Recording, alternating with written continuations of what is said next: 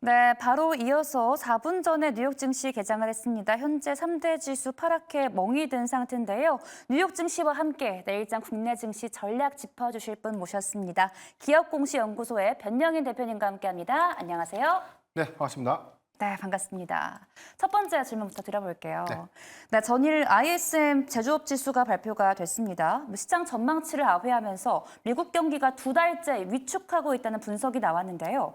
여기서 이 금리 인하에 대한 시그널 나오면서 모처럼 큰 반등이 있을 줄 알았는데 좀 한국 수출 전망과 엮이면서 좀 경기 둔화라는 키워드에 맞춰서 오늘 국내 증시가 좀 움직였어요. 네. 저희는 도대체 이 둘 중에 어떤 부분에 좀 시선을 집중해야 되는지 궁금합니다. 사실 이게 우리가 매크로 이슈를 좀 주목해 보면 금리나 시그널은 좀 긍정적인데 네. 또 경기 둔화에 관련된 이슈가 좀 나오면 이것도 좀 좋은 것인가라는 관점에서 계속해서 의문이 좀 생길 수밖에 없고 우선 뭐 PMI 지수가 50을 넘어가면 경기가 좀 확장된다. 그리고 50을 하회하면 경기가 위축된다라는 시그널을 좀 확인하고 있는 지표인데 지금 2달 연속 50P를 좀 미만으로 했다. 이 부분이 미국의 경기 둔화 우려감들이 좀 더 가셔야되는 것이 아닌가라는 의문이 좀 발생되고 있고 네. 최근에 GDP 발표 부분에서도 마찬가지로 성장률이 다소 위축되는 흐름들 좀 보여줬었기 때문에 경기가 과열 국면에서 다시금 좀 하회될 수 있는 부분들에 관련돼서는 금리 인하에 관련된 기대감들을 좀 더 수반할 수 있는 긍정적인 지표로 확인할 수 있는데 여기서 또 한 가지 더해서 또 이야기가 나온다면 스태그플레이션과 관련된 네, 저성장 고물가 기조가 좀 더 유지될 것인가. 이 부분에 관련된 고민도 좀 있게 될 것인데 사실 우리가 좀 복기를 해보면요.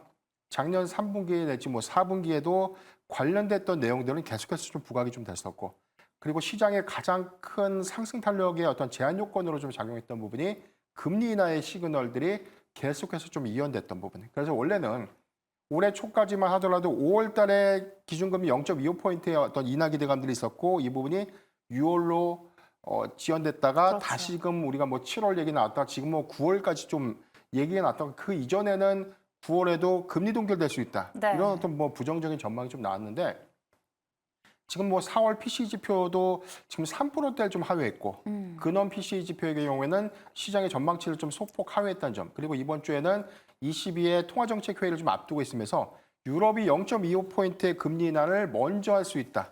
그 기대감들을 우리가 좀 다 고려를 해본다면 네. 사실 이 경기가 둔화될 수 있는 시그널들이 당장의 어떤 리스크로 좀 작용될 수 있는 요인보다는 네. 오히려 금리 인하의 가능성들이 좀 더 큰 부분을 우리가 중점적으로 좀 봐야 되는 포인트가 아닌가라고 저는 보고 있습니다.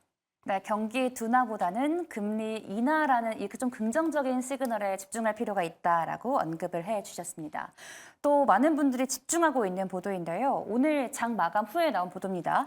대만을 방문 중인 젠슨 황 CEO가 삼성전자 HBM 제품이 엔비디아 제품에 탑재될 것이라고 밝혔습니다.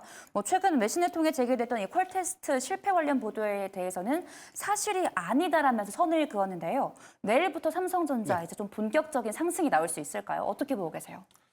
우리가 좀 수급 변동성을 좀 주목을 해봐야 되는 부분은 있는데 네. 과연 우리가 삼성전자의 최근 주가 조정이 퀄테스트에 관련된 이슈, 리스크가 네. 좀 계속해서 부각됐고 지난 1분기 실적 컨퍼런스 콜에서 HBM3 12단 모델이 2분기에 본격적으로 공급되고 양산이 될 수 있다라는 자신감을 비췄지만 막상 HBM3 모델의 경우에도 수율 관련된 이슈가 부각됐고 HBM3 12단 모델의 경우에는 아직 퀄테스트에 관련된 이슈가 계속해서 좀 부각이 됐었기 때문에 이게 사실 삼성전자의 단기 악재로 좀 작용을 했었는데 네. 오늘 뭐 젠슨왕 CEO가 삼성의 퀄테스트는 실패가 아니다. 지금 현재 뭐 진행 중에 있다라는 부분들에 대한 메시지는 사실 기조의 변화는 없다고 봐요. 근데 다만 우리가 삼성이 당장의 양산을 진행하지 못한 것들은 팩트이기 때문에 네. 이런 것들을 좀 고려해 보면 최근에 주가의 어떤 낙폭들은 삼성전자에 좀 그래도 좀 과도하게 좀 작용된 측면이 좀 있다라고 좀 보고 네. 저는 뭐 이전에도 좀 말씀드렸지만 삼성전자가 이 퀄테스트에 관련된 이슈가 좀 더 부각되고 양산 수율에 관련된 리스크가 좀 부각은 되지만 이 부분은 시간이 해결해 줄 수 있는 부분이기 때문에 그럼에도 불구하고 이 이후에 업황의 회복 그리고 실적의 어떤 성장세들을 주목해야 한다면 삼성전자의 경우에는 우리가 오히려 좀 조정을 좀 매수의 기회로 활용하자라고 좀 언급을 한 바 있었거든요. 이런 것들을 우리가 고려해 봤을 때 네. 내일장에서 오늘 특히나 뭐 시간에서 삼성전자도 좀 강했고 삼성전자양 이 밸류체인을 구축하고 있는 소부장 섹터의 어떤 종목들도 지금 시간에서 좀 강세를 보였기 때문에 내일장에서는 아마 좀 기대해 볼 수 있는 요인으로 작용하지 않을까라 좀 보이기 때문에 리스크가 해소된 것이 아니라 완화가 되었다라고 좀 평가를 해보고 싶고요. 그 이후에 양산 테스트 관련된 이슈가 다시금 좀 부각될 수 있는 가능성은 좀 있다고 봅니다. 다만 이 부분은 다시금 말씀드리지만 시간이 해결해 줄 수 있는 부분이고 결국 종국적으로는 엔비디아의 공급은 할 수밖에 없는 구조다. 이 점을 우리가 기억하면 좋을 것 같습니다. 네, 콜 테스트가 실패는 아니어도 어쨌든 이 시기를 못 맞춘 것이니까 또 거의 회소가 아니라 완화 정도의 시그널로 보면 좋을 것 같다라고 언급을 해주셨습니다. 또 다음 질문 드리다 보면 AMD가 삼성전자 3나노 파운드리 협업 가능성에 대해서는 또 신중한 태도를 보이면서 TSMC와는 굳건한 협력 관계를 강조를 했습니다. 이 부분 약간 좀 신경 써야 하는 메시지일까요? 네. 최근에 우리가 좀 언론 보도에서 보면은 지금 이 AMD의 CEO 리사수가 한국의 삼성전자 3나노 부분 그리고 네.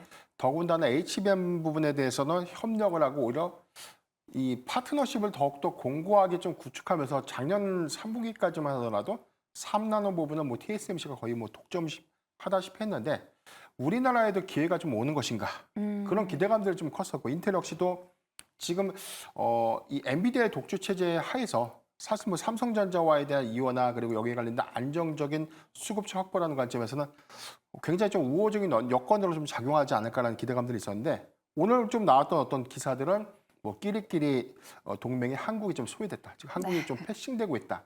이런 어떤 부정적인 내용들이 좀 나오고 있지만 우리가 현상을 보고 AI 산업에 대한 확장성들을 그냥 단순하게 수출료만 좀 보지 말고 이 이후의 전망치 그리고 공급량에 대한 부분들을 전체적으로 좀 대비해 보면 TSMC가 그 시장 전체를 다 독주하기에는 기술적이나 뭐 어떤 캐파적인 부분에 대한 네. 한계가 좀 있다는 것이죠. 그래서 독주 체제 하에서 그리고 AI 칩에 관련된 부분들이 앞으로 개별의 고유 역량에서에 대한 확장성들을 좀 고려해 보면 삼성전자와에 대한 뭐 어떤 협업이 소외된다기보다는 앞으로 국내 기업의 그 파이가 현재는 TSMC를 좀 주축으로 이어지고 있지만 삼성전자나 SK하이닉스에도 어떤 캐파적인 관점에서는 계속해서 좀 물량은 좀 늘어날 수밖에 없지 않을까라고 좀 보고 있습니다.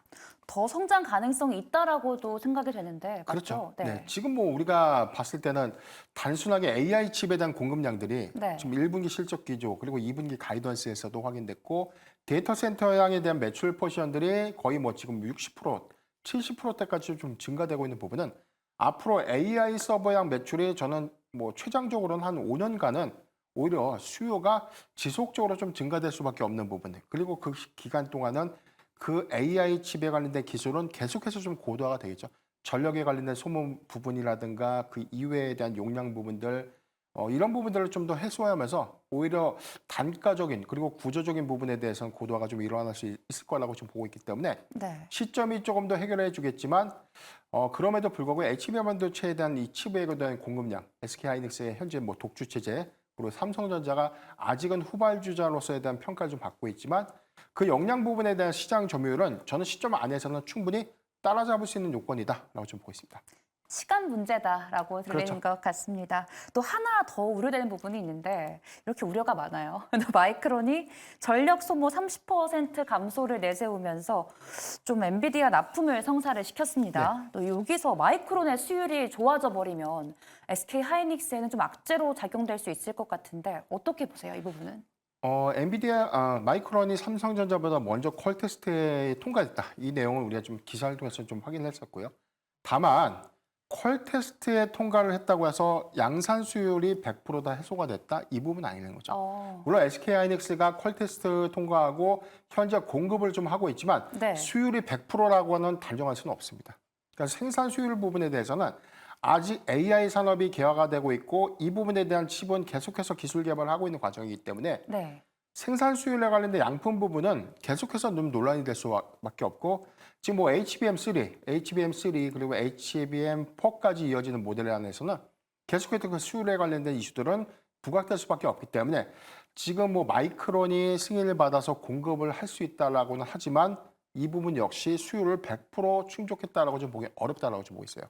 그렇기 때문에 아직은 마이크론의 어떤 시장 점유율을 확장한다는 어떤 관점보다는 네. 안정적인 공급을 누가 하고 있는가 이 관점에서 좀 접근을 해야 되는데 저는 뭐 지금 이 반도체 빅3 안에서는 당분간 SK 하이닉스의 어떤 독주 체제가 좀 당분간 좀 유지되지 않을까라 좀 보고 있고 한 1년 정도에 대한 소요 기간들을 좀 우리가 고려해 보면 네. 마이크론과 삼성전자의 경우에는 그 후발로스에 대한 이 모델 그 기간 동안 또 SK 하이닉스는 그 다음 모델에 관련된 수요를 더 개선시킬 수 있는 부분들이기 때문에 네. 기술 선점 관점에서는 SK 하이닉스가 조금 더 좀 빠르게 좀 진행되지 않을까라고 좀 보고 있습니다. 마이크론보다는 SK 하이닉스다라고 네. 이렇게 선정을 해 주셨습니다. 그럼 탑픽도 역시 HBM 관련주일 것 같은데 어떤 종목 가져오셨을까요? 네, 오늘 사실은 제가 이 종목을 좀 준비할 때 네. 오늘 삼성전자에 관련된 어떤 이슈가 부각되기 이전에 좀 준비를 좀 했었고요.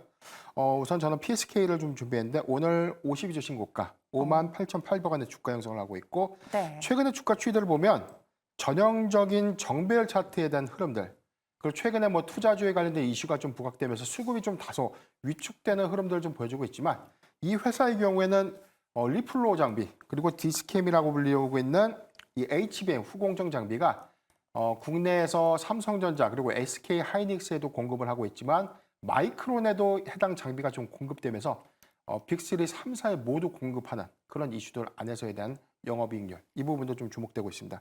1분기 실적의 경우에는 매출액이 381억 그리고 영업이익이 154억을 기록했는데 전체 매출액 대비 영업이익률이 한 40%대 굉장히 높은 수치입니다. 네. 이 부분이 연간으로 좀 환산을 했을 때는 약 45%대의 영업이익률이 안정적으로 좀 유지될 것이다라고 좀 판단되고 있기 때문에 PSK 홀딩스의 경우에는 실적 관점으로도 주목해 볼 포인트가 아닌가라고 좀 보고 있고요. 다만 지금 매수 진입가에서는 제가 57,000원을 좀 설정을 했는데 오늘 종가에서 좀 많이 이탈을 했기 때문에 네. 56,000원을 매수가로 좀 제시해 드리고 56,000원. 네, 목표가 69,300원 그리고 손절가는 48,000원을 제시해 드리겠습니다. 네, PSK 홀딩스 매수가 56,000원 미만에 목표가는 69,300원, 손절가는 48,000원 제시해 주셨습니다. 오늘은 시간 관계상 대표님 여기서 보내드리겠습니다. 지금까지 기업공시연구소의 변영인 대표님과 함께했습니다. 고맙습니다.